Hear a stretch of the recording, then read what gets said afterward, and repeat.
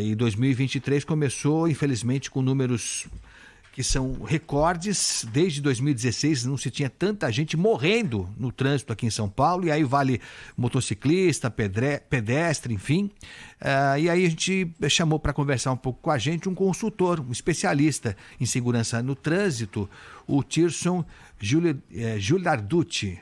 Tirson, obrigado por ter atendido aqui o convite da Rádio Bandeirantes. Um bom dia para você. Bom dia aos ouvintes. É uma alegria, um prazer falar com vocês, apesar do tema ser um pouco triste, né? Mas estou às ordens aqui.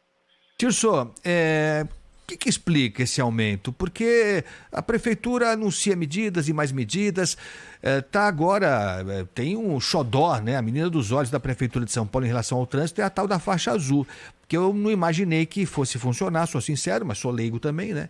Mas pelos números oficiais, foi um avanço mesmo, né? Na 23 de maio, dos Bandeirantes, no trecho que ela foi implantada aqui, parece que reduziu a zero os acidentes envolvendo motociclistas na faixa azul. Só que a faixa azul, ela tem uma capacidade limitada, deve ser ampliada, mas não sei se vai ser ampliada para todas as vias, acho que nem há condições técnicas para isso.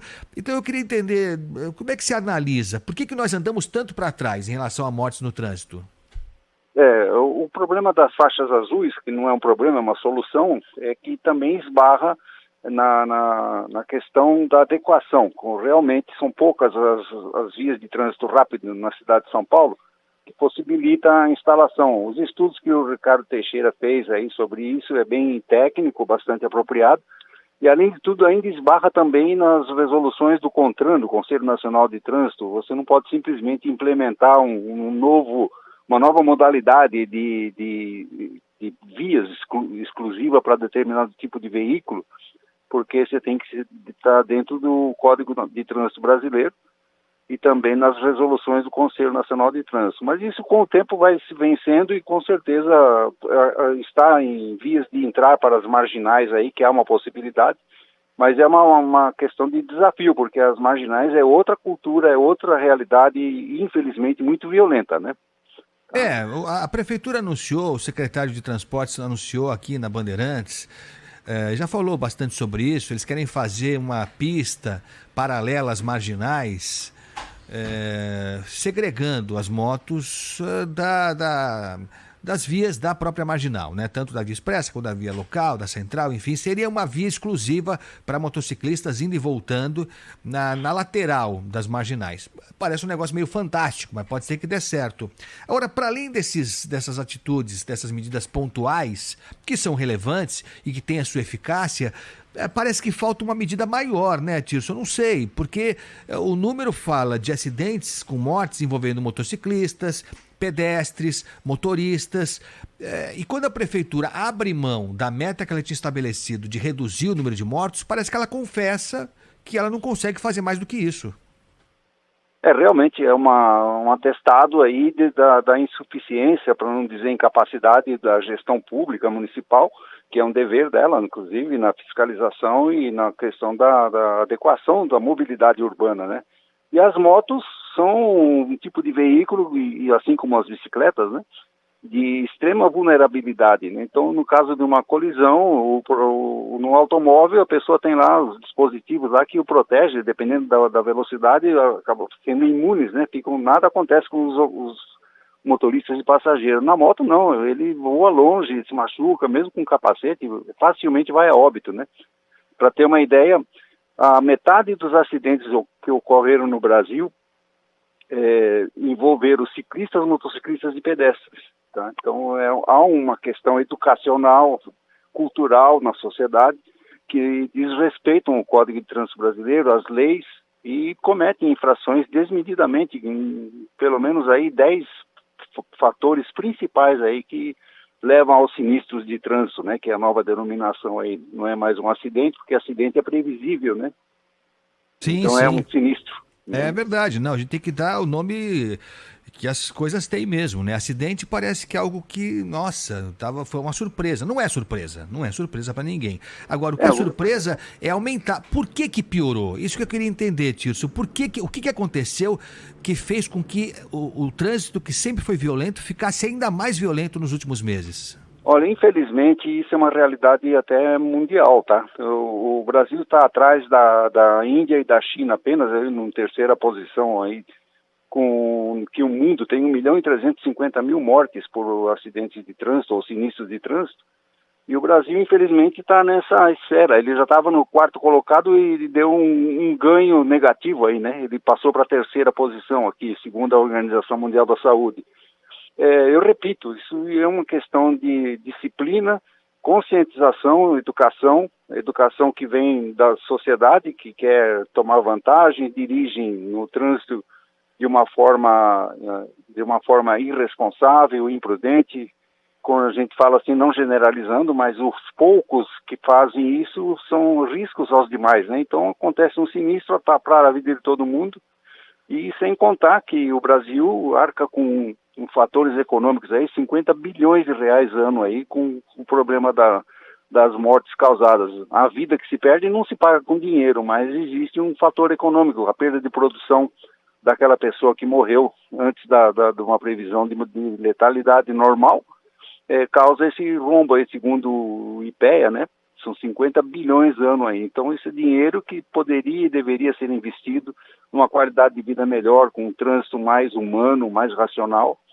E a população realmente carece de ser fiscalizada. Há um gap de fiscalização muito grande no país, que facilita com que, principalmente motociclistas, abusam aí, andam aí com velocidade excessiva, manobras abusivas, fazem malabarismos aí no meio do corredor e também ultrapassando o semáforo vermelho e toda sorte, tipo de infrações que se pode cometer. Não só os motociclistas, os motoristas e os próprios pedestres também, usando seu celular, atravessando a via sem olhar para os lados, como se estivessem dentro da sala da casa deles lá, ok?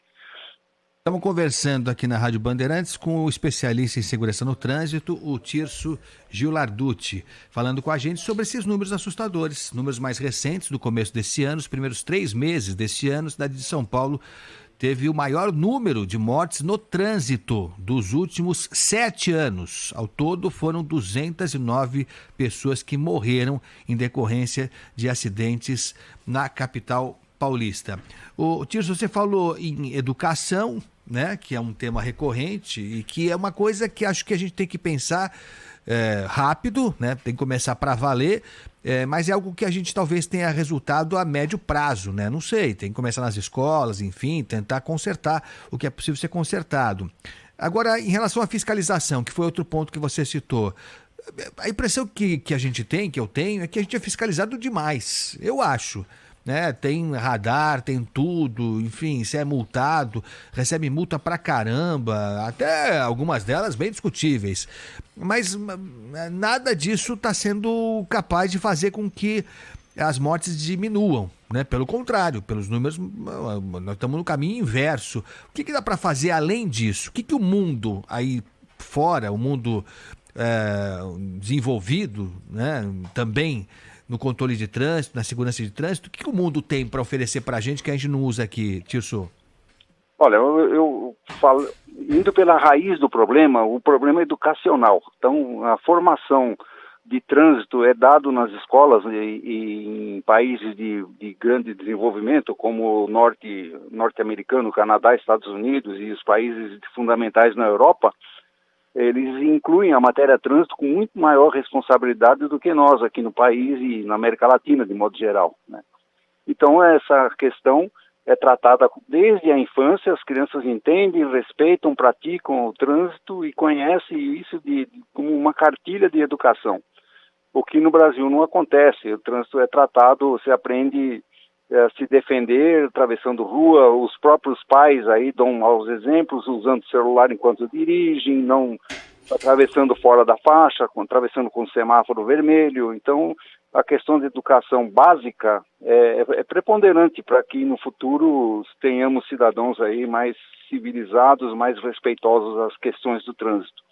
Você disse que há excesso de fiscalização, eu me permito discordar aí do excesso. Existe talvez uma fiscalização quantitativa, Mas os infratores contumazes conhecem, por exemplo, onde estão os radares, onde estão os controladores de velocidade. O que eles fazem? Reduzem a velocidade durante a passagem naquele local, depois acelera de novo. Então há uma disfunção aí. A lei favorece um pouco os infratores, porque você é obrigado a notificar que tem radar na pista, ou se você ou coloca a placa de limite de velocidade. E outra coisa que muita gente não sabe é que não é permitido, por exemplo, que um radar seja colocado em local um pouco oculto. Ele tem que estar mostrado, não pode mais pôr em viadutos, né? A fiscalização também não pode estar descaracterizada. Nos Estados Unidos existem os carros chamados lá unmarked, né, que eles são carros comuns, e dentro tem 2 policiais. Então eles flagram na hora que há algum desrespeito, vão atrás da pessoa, eles têm aquela luz vermelha embutida dentro do carro e para a pessoa, autua, notifica. Então é diferente. Nós aqui somos muito facilitadores, né? Muita restrição para a fiscalização. Mais ou menos isso que tem de diferença. Isso tudo aumenta, né, o número de infrações e, consequentemente, leva aos sinistros. Sim. Tirso, só para a gente completar rapidinho aqui, te agradecendo demais, investir em transporte público de qualidade, que nós não temos aqui em São Paulo, acho que não sei se temos em algum lugar do Brasil, não diminuiria também? Eu digo para você com sinceridade, se eu tivesse um ônibus que me trouxesse em segurança, em condições adequadas, com uma previsão razoável de quanto tempo eu demoraria para sair de casa e chegar no serviço, eu viria fácil de ônibus. Metrô, então, nem se fala. Agora, a gente mostrou agora há pouquinho barata rondando lá, ônibus, enfim, é uma porquice danada. Transporte público decente também não seria uma medida que tenderia a diminuir a violência no trânsito? Sem dúvida nenhuma. O transporte público é uma alternativa de segurança, praticidade, eficiência, tem tudo a favor, eu concordo plenamente. O Brasil foi constituído nos anos 50, 60 para o uso do automóvel, para o individualismo da mobilidade urbana. Isso vem historicamente aí pelos lobbies de formação das indústrias automotivas, e até hoje o Brasil se tornou refém das vias, como foi também nos Estados Unidos. Só que os Estados Unidos acordou a tempo aí, manteve as ferrovias e hoje competem as ferrovias e as rodovias de altíssima qualidade, e o transporte público mais ou menos de alto nível. Mas nós aqui não, abandonamos o transporte público, e agora, para solucionar, não adianta despejar um monte de ônibus na cidade que vai trancar o trânsito se você não tiver um esquema que, ao mesmo tempo, desestimule o uso do automóvel, como fez na Inglaterra, colocando pedágios urbanos, porque o povo só vai reagir no momento que se sente amparado por uma alternativa. Não adianta tirar o carro do centro se não tem como se locomover, como você disse. Eu mesmo moro na zona oeste de São Paulo. Para me locomover daqui da região do Cebolão para outro lugar, eu tenho que esperar, às vezes, um transporte público aí 40 minutos aí para poder andar 10 quilômetros, 8 quilômetros. É difícil, realmente. Então, você tem toda a razão. O transporte público seria uma solução de redução drástica dos sinistros. É isso. Tirso, obrigado pela presença aqui. Foi um prazer tê-lo conosco. Esse assunto, lógico, é interminável. A gente vai voltar a se falar muito em breve, tá bom? Um abração para você. Eu que agradeço. Estou sempre às ordens. Um grande abraço aos ouvintes e a vocês. Valeu. O Tirso Gil Larducci, que é especialista em segurança no trânsito.